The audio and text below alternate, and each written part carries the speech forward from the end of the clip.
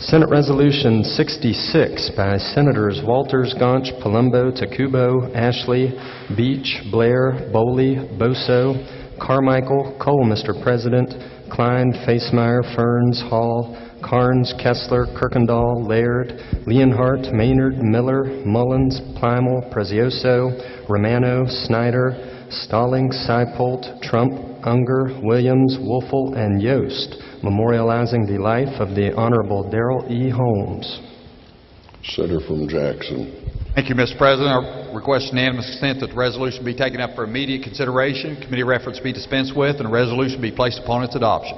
Senator from Morgan requests unanimous Senator from Jackson requests unanimous consent that the resolution be taken up for immediate consideration, committee reference be dispensed with, the resolution be put upon its adoption. Is there objection?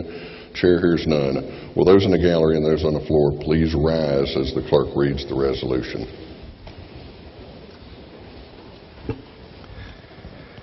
Senate Resolution 66, memorializing the life of the Honorable Darrell E. Holmes, former member of the West Virginia Senate, former clerk of the Senate, former member of the West Virginia House of Delegates, and dedicated public servant. Whereas the Honorable Darrell E. Holmes was born on October 19, 1934 in Sissonville, West Virginia, the son of the late Russell and Maisel Holmes. And whereas the Honorable Darrell E. Holmes attended schools in Kanawha County and graduated from Sissonville High School in 1953. He later joined the United States Air Force and served in Okinawa, Japan, where he served as an MP and would return stateside to attend Morris Harvey College and West Virginia State College. And whereas the Honorable Darrell E. Holmes became a millwright and worked at the Institute plant of Union Carbide for 30 years until his retirement in 1989.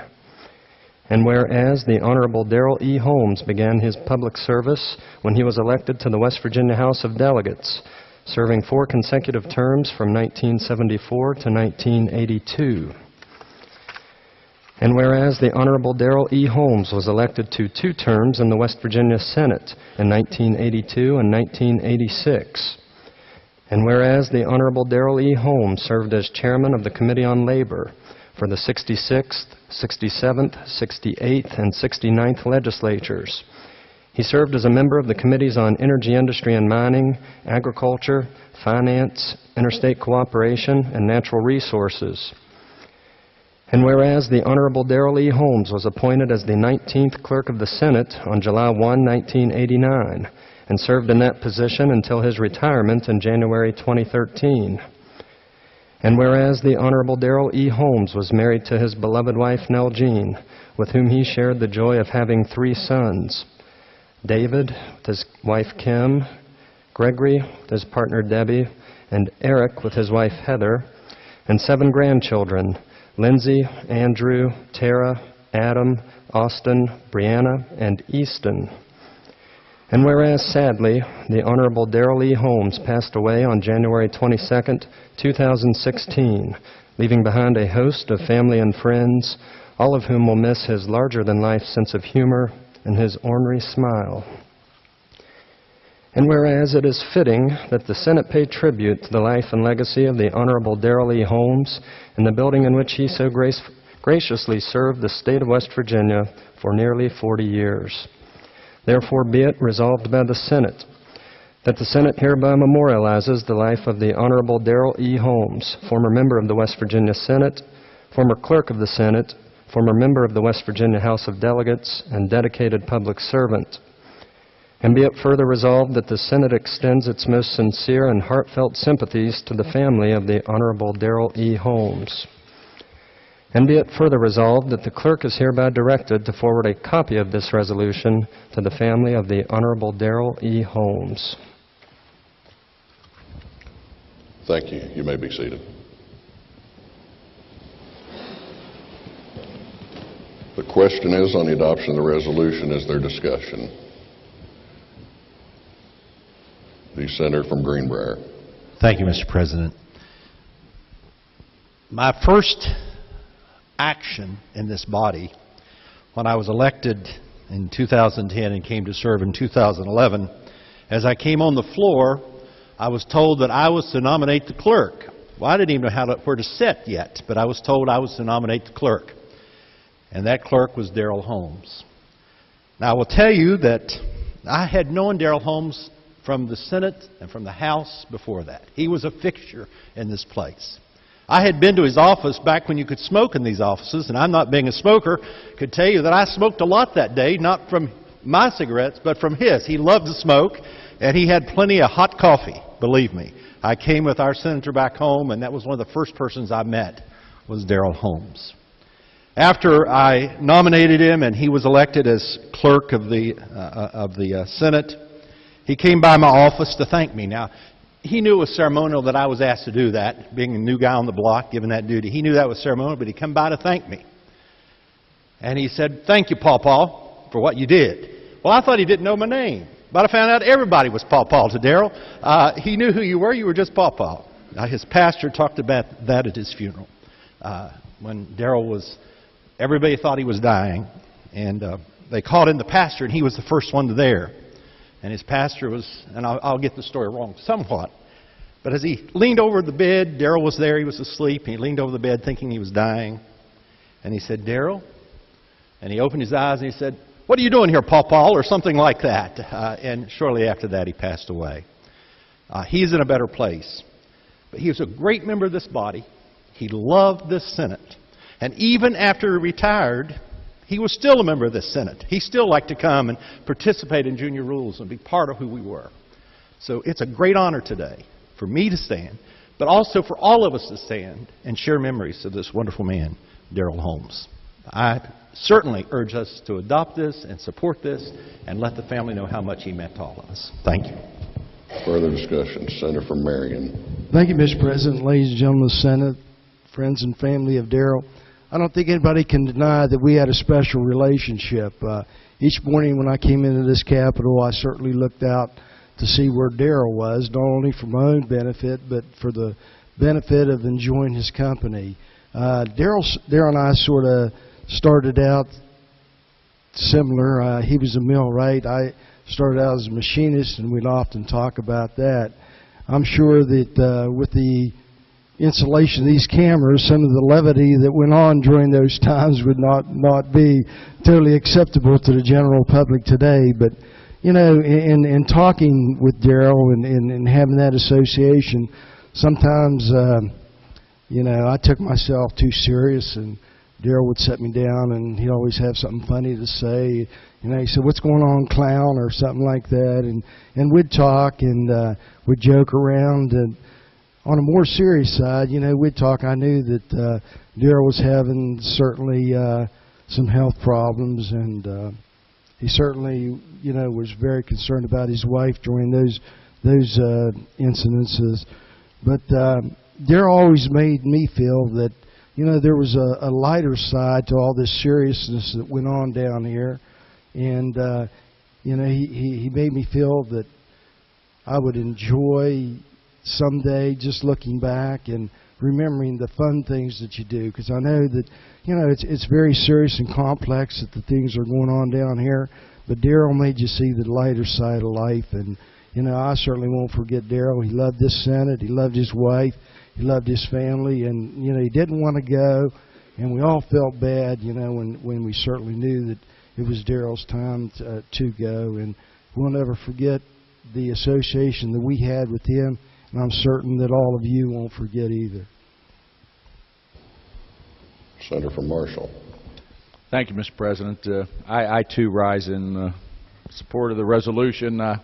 When I first came to the Senate back in, I was appointed, as you know, back in November 17th, 1997, and walked in this Capitol for the first time to be sworn in, and I was met out in the parking lot, or actually since I walked in, by Sarah Manier, former senator from Tucker, and she led me, said who was I, and introduced myself, said I was the new senator from Marshall County, and she said, "Well, let me take you where you need to go." And she took me immediately to Clerk Holmes' office. And Darrell, as you know, the first person, reached out his hand, offered you a cup of coffee, fell all over himself trying to make you feel welcome, and said, you know, "Welcome to the family." And truthfully, that's how it's been over the last 19 years. And he said, "Well, let me show you where your office is." So he started marching me down the West Wing. and walked down about halfway down and opened the door and said, "How you like it?" Well, it was a broom closet. And I said, "I guess it'll work." And he started laughing. You know, he said, "No, let me show you where really it is." And I went down, and it was another broom closet. It was the smallest office in the building. I think you were down there one time too, Mr. President. Sometimes you start at the bottom, work your way up. But you know, he always liked to poke fun at folks and have a laugh and a joke and whatever. But he also, you know, after he got me situated and whatever, he then looked over, and not long after that, he handed me a check. My first campaign contribution ever. And so, "Well, that's very nice of you." He said, "Well, you're going to run for Senate. You're going to be here for a long time. You need help." I said, "Okay, thank you, Mr. Clerk." He said, "By the way, I am running for clerk again in January." In January. So I got to cast that first vote. But in any event, he was a great man who loved his state. He loved this Senate, and he loved his family.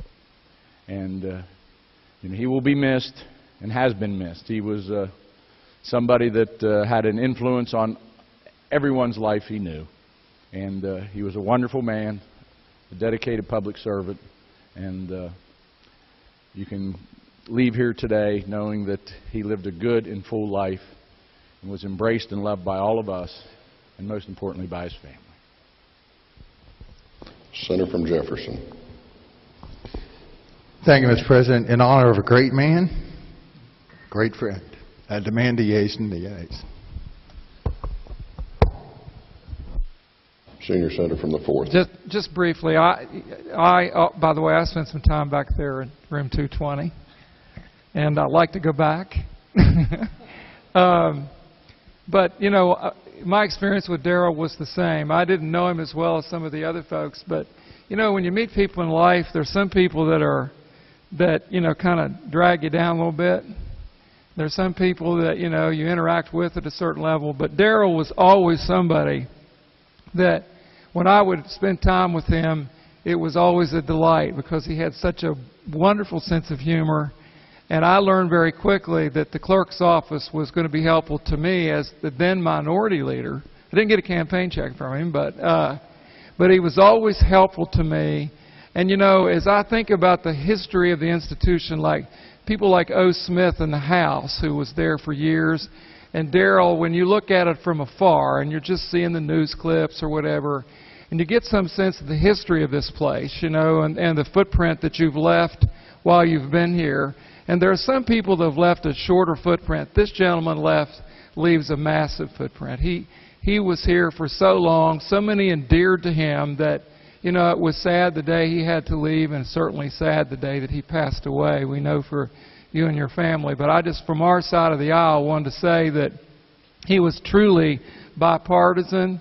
He was helpful. I did get called Pawpaw too, so that it was a loss when he left us. You know, we've had new clerks since then, and we like them too. But this gentleman is, as I would say again, he was just part of the fabric of this place, and will be for many years to come. If people think about what their experience in the Senate was, they're going to think in the back of their mind about Darrell Holmes. So, Mr. President, I also too support the resolution. Further discussion. Further discussion. The senator from Wayne. Thank you, Mr. President. You know, we've gotten the serious side of Darrell, and one thing I will say is he loved his family. He always talking about his family, and you all should be blessed for having him. He was a great guy. Now, I will tell you that Darrell was a fond believer of the Second Amendment rights, but it was squirt guns that he really believed in. I've never seen a collection of squirt guns as I've ever seen in my life in Darrell's place. Now, when I came here, you could smoke everywhere. But the biggest cloud was still in his office.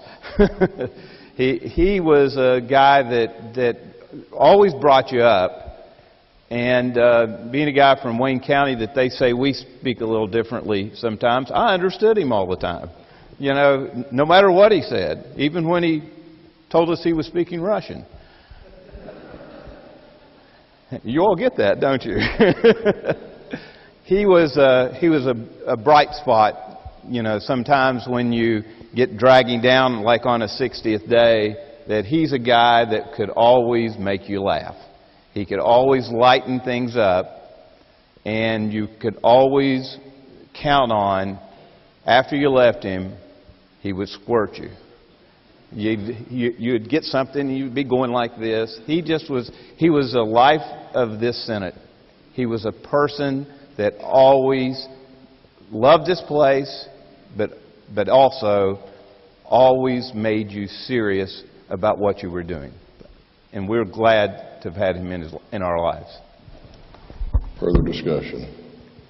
Senator from Jackson. Thank you, Mr. President. I urge strong adoption of this resolution. And I just want to tell one quick story. I did not know your father that well, Eric, but I have enormous respect for him, and our families were very closely linked. My father and Darrell were just great friends, and I know, my father served in the House, and when I was in the House, once in a while after, Dad had gotten a little older and he was in a wheelchair and had a stroke, and I would go down to pick him up to bring him to the Capitol. He wanted to come to the Capitol, to be here with, you know how it is, where your friends and your family, and you felt so good about that.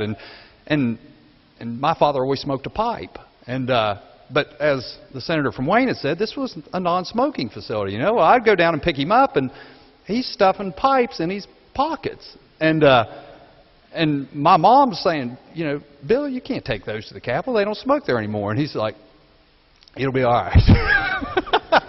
And so, I brought him over and, wheeled him into the Capitol, and he said, take me down to Darrell's.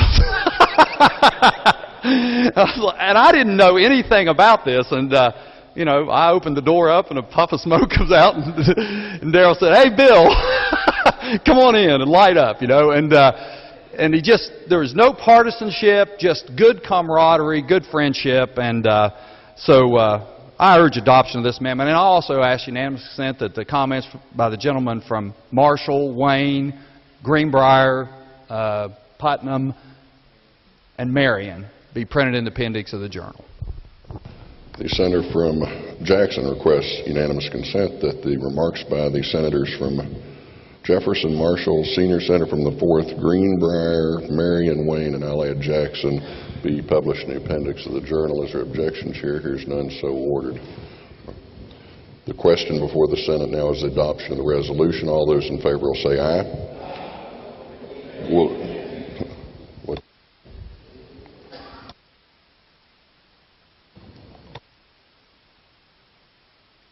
Senator for Jefferson demands the yeas and the nays. All those in favor will vote yea. Those opposed will vote nay. The clerk will prepare the machine.